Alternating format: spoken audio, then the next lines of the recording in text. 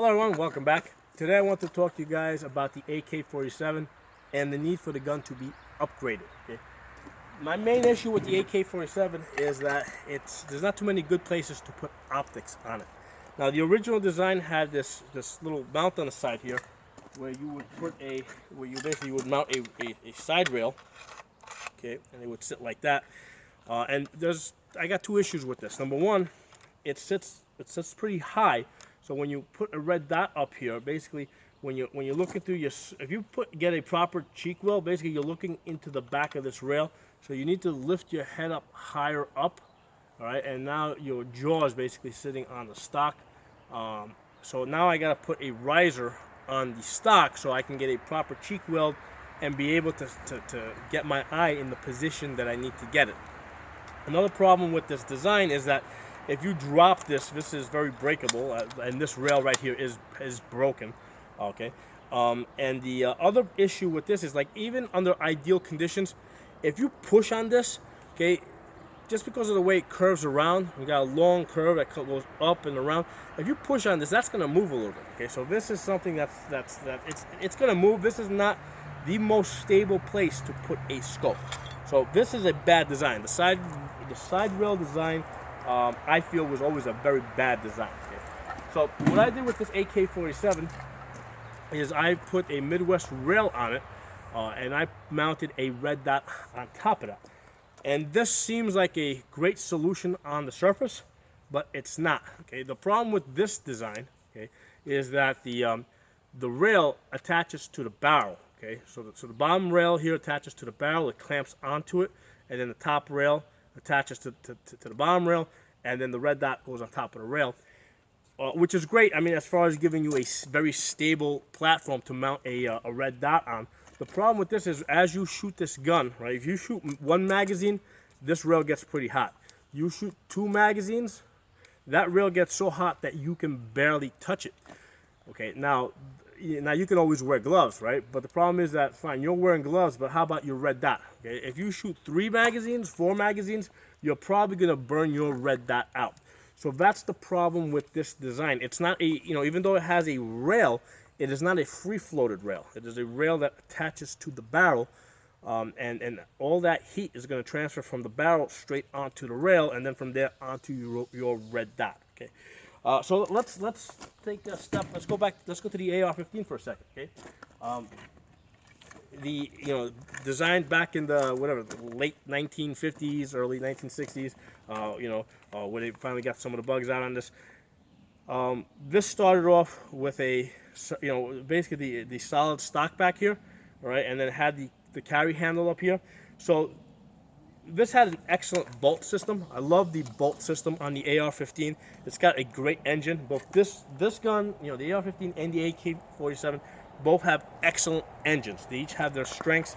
The strength of the AR-15 bolt is when the gas comes up, pushes back, it goes into that expanding bolt. And what happens is it comes down into the bolt. As the bolt expands, the recoil goes straight back into your shoulder, because basically the bolt is in line with the barrel and the stock. So as that bolt expands, the recoil is going to come straight back. This gun does not lift up.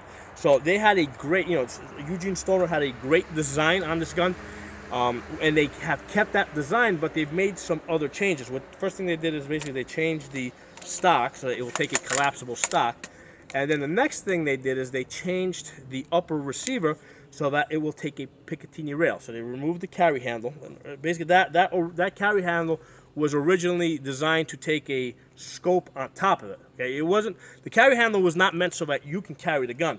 The carry handle was designed so it would carry a scope on top of it. Okay, so what they did is they removed the carry handle. They gave us a Picatinny rail instead. Okay, and now your scope basically mounts onto the Picatinny rail. So now you have a very stable platform for that. So they kept the engine, and they upgraded the gun, and it was a very minor change that they made, giving us a Picatinny rail, in place of a carry handle that they made. Okay, and then they took it a step further. Okay, what they did is they changed the upper receiver so that it would accept this rail, and give us the free-floating barrel. Okay, so there were some changes that were made to the AR-15, to bring it to its current state. So if they can change the AR-15, there's no reason why we can't make some minor changes to the AK-47. Now the AK-47 bolt, it's a little bit, obviously it's different. Its strength is reliability, durability. Okay, the gas comes up, there's a piston in there, it pushes on the piston so that the gas never ends up, in the engine of the gun. And that's the reason why the AK-47 lifts up, because basically as the gas comes up, it's pushing up, basically that piston is lifting up. You have all that inertia on top of the gun lifting it up a little bit, and they try to compensate for it by putting this this little piece here that pushes the gun down a little bit. But the strength of the AK-47 is its durability and reliability. I've seen videos of people that have taken off the dust cover, filled it with dirt, and the gun will still work. Okay, so this is a very reliable gun. We want to keep the engine, right, and we want to make some minor changes so that the gun will accept a red dot. Okay, because like I said earlier, red dots are great tools. If you're a great shooter with iron sights, you will be even better with a red dot. Okay, and we want to keep the iron sights. What I want to do with the AK-47, okay, is I'd like that rear sight, right? This piece here, I want a Picatinny rail here. Okay, the rear sight can move back here on the dust cover because the rear sight is basically it's a backup at this point. Okay, move it back here because within 100 yards, I mean, yeah, granted the dust cover is not the most stable place on the gun, but within 100 yards you'll still be able to hit your target. So move the rear sight back here. Give us a Picatinny rail right here in this area here, and the cool thing is once you give us a Picatinny rail, what we can do is you can get like if you're a traditionalist and you have to have a rear sight there, what you can do is you can get like a rear sight that attaches to the Picatinny rail, and then maybe make this other rear sight here removable. Okay, so we can satisfy purists that way too. So that's my suggestion. Move the rear sight back here. Make this area right here a Picatinny rail that will take a red dot, and now we can co-witness, co-witness the three, co-witness the red dot to the iron sights, and then also, obviously get rid of the wood furniture, all right, and put a rail system over here that's attached, that's free-floated to the receiver. There's no reason why we can't modify the receiver a little bit so that it will take a free-floating rail, and then we can put flashlights and all this other stuff that we want to put. Because, I mean, yeah, I can put a flashlight on this gun. I can mount it to the side here. I have the rail for it now. But after 4 magazines, this gets really hot. All that heat is gonna transfer to that light, and that's probably not very good for the light. Okay, so these are some really simple basic upgrades that can be made to the AK-47, where we keep the engine, right? We keep the engine, which is back here, and we just upgrade it so that it will take the red dot and put the red dot in the place that is the most stable. Okay. I have no other problems with it. A lot of people sometimes talk about how much easier it is to change the magazines on the AR-15 and the ability to to do quick, fast, tactical reloads. Okay, with the AK-47, we can't do those. It takes a little bit more time to change the magazines. Okay, and doing a tactical reload, basically you have to, you can't really get both hands here. The magazines are too fat. You have to remove one magazine, put the other one in. And I really don't have too much of an issue with this.